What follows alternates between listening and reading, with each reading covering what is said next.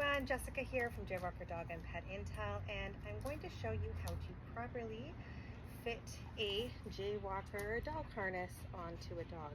So first I like to start by letting them sniff it. Good. And if you haven't already, just letting it be around on the ground, let them explore it so that it's not scary or uncomfortable for them to even be having it touching their body. The next thing I want to do is just take the treats and let the dog put his head through the hole. So you unclip, there's only one clip on this, so it comes like this. I want you to unclip it and start with that top strap, the one that has JWalker on it, as tight as it can go, and the belly strap as loose as it can go. Okay, so the belly strap is the one on the bottom. So you're looking for that hole, and we're just going to use some treats to let the dog put his head through. Good. Drop it onto the dog's shoulders and just let it sit there for a minute.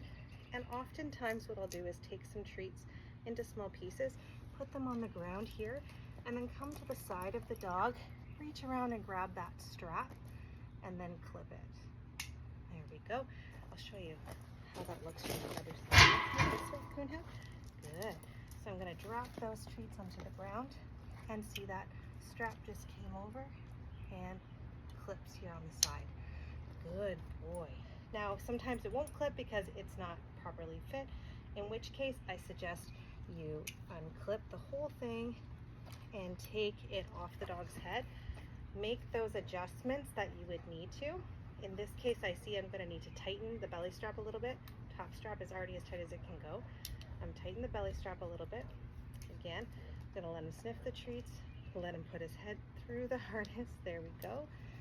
And then drop some treats like this onto the ground. We want the dog standing, not sitting down, okay? And then I'm going to, that was a little tight, I'm going to loosen it a bit. There, clip. When we have it on the dog, we want to be able to put 2 fingers underneath the harness, but you don't want to have a huge gap of space between the body and the harness. So here I can easily put, 2 fingers. I can actually put my whole hand under there. So it is still a bit loose. As your dog wears them, they're going to loosen up just like a new pair of shoes. You just don't want it to be so loose that it's sagging, because that's when you get shifting and irritation. Also here, you want it, when you pull this, you don't want those 2 pieces touching together. So you give it a little tug, not a huge tug, but if I give it a little tug, see how those 2 pieces are not touching? That means it's the right fit. And then you want to make sure that it's sitting high enough on the chest here that it's below his trachea and above his shoulder points. So here's his collar. His collar, it should be, less than, well, every dog's a bit different in their shape, but 2 fingers, 3 fingers, 4 fingers, depending on the length of their neck. But basically you want to stay off of that trachea point, and you want to be keeping it above the shoulder points. So this little O here should be sort of around their shoulder points. Another way to test is if I extend out Huey's leg, there we go, is his leg extension being impeded? So if this was down here, yes it would. So it's up. When I move his leg, his full leg can move. Good boy. And he's able to be comfortable and run freely in this. Okay, so the next thing, once we have the fitting we want, I'm just going to take it off his head again. Good boy.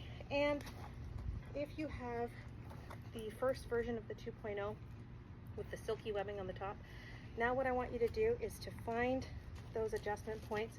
So here's the belly strap. This is where I want it for Huey. So I'm going to take this is called the slide. Thank you, Huey. And I'm going to take the elastics, the rubber safety bands that come, folding that in half on the outside, and I'm going to do 2 and then pull. Okay, so you should see this, what's against the dog, and then what's on the outside, and that means that this adjustment will not change.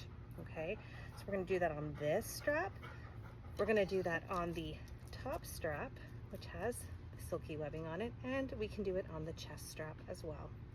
So just again, fold it in half right on the bottom of that slide, and we're just going to twice and then pull, and there we have it. So then again, this is the chest strap. We're going to do the same thing there. Find the adjustment that we want, fasten it in place, and there you have it.